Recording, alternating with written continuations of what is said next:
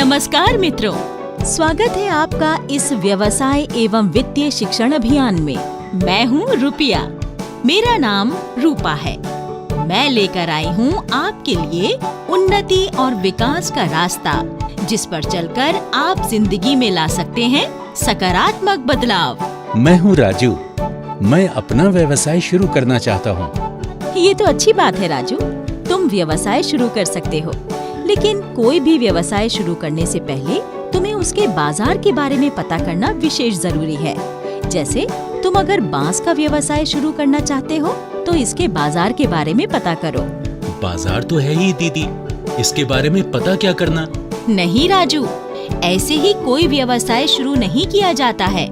कोई भी काम शुरू करने से पहले उसके बाजार के बारे में पता करना बहुत ही जरूरी है।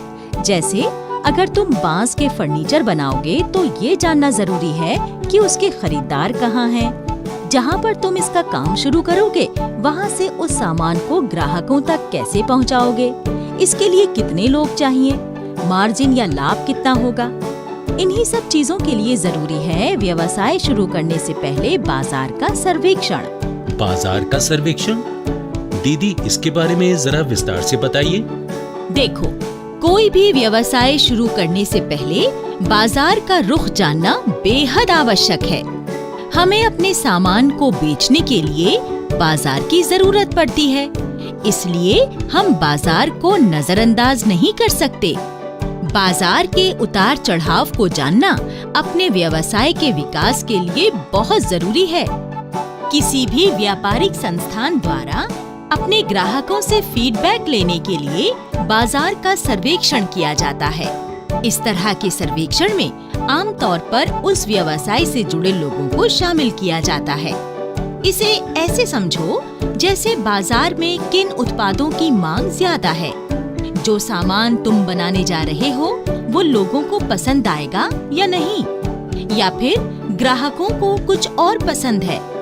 तुम्हारे सामान की कीमत को ध्यान में रखकर सर्वेक्षण से ये पता किया जा सकता है कि ग्राहक उस सामान को खरीदने में सक्षम है या नहीं। इन तमाम बातों का पता बाजार के सर्वेक्षण से लगाया जा सकता है। आजकल तो हर कंपनी इस तरह की रिसर्च करती है। अच्छा दीदी, तो बाजार सर्वेक्षण से हमें ये पता चलता है कि बाजार में हमारे बनाए सामान की मांग है या नहीं? हाँ, बाजार सर्वेक्षण के द्वारा अपने बाजार को जाना जाता है।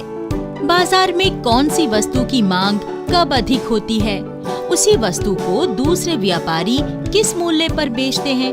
बाजार में अपनी प्रतिस्पर्धा के बारे में जानना और ग्राहकों के खरीदने की क्षमता जानना जरूरी है।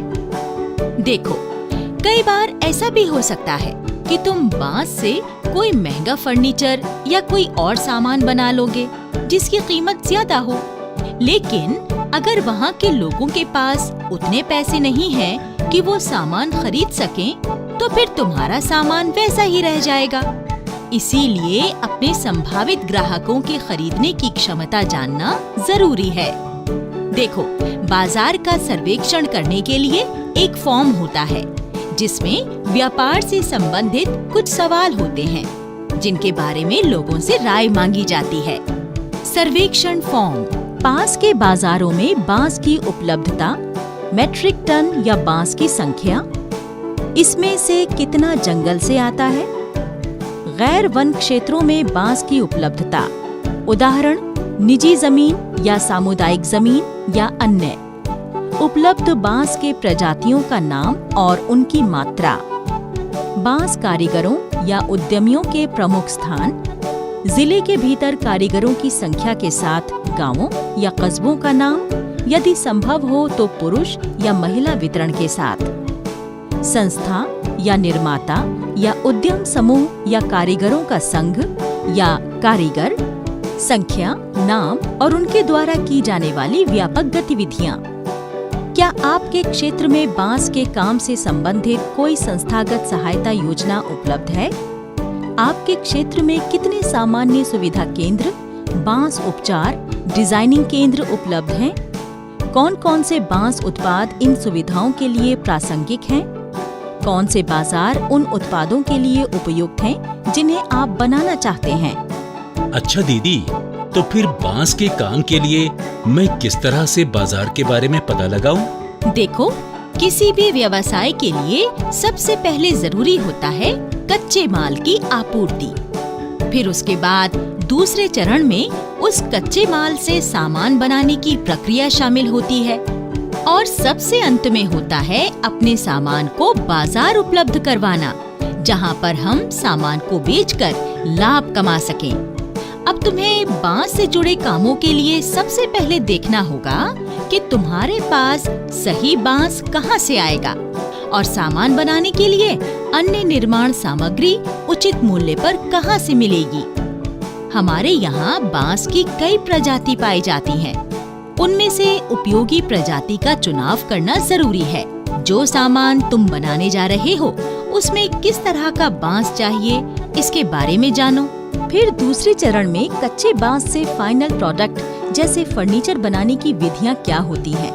ये भी जानना जरूरी है कि बांस का ट्रीटमेंट कहाँ होता है, तुम्हारे इलाके में कॉमन फैसिलिटी सेंटर कहाँ है और कैसे मदद कर सकता है आदि। अब तुम बांस से जो सामान बनाना चाहते हो, जैसे घर के दरवाजे, खिड़की का फ्रेम, कुर्सी, सोफा, मेज, फर्श, घरेलू उपयोग की वस्तुएं, कपड़े, टोकरी, गुलदस्ता, लैम्पशेड, हैंडीक्राफ्ट जैसे सजावट की वस्तुओं के बारे में और उनके स्टेक होल्डर के बारे में जानकारी इकट्ठा करो।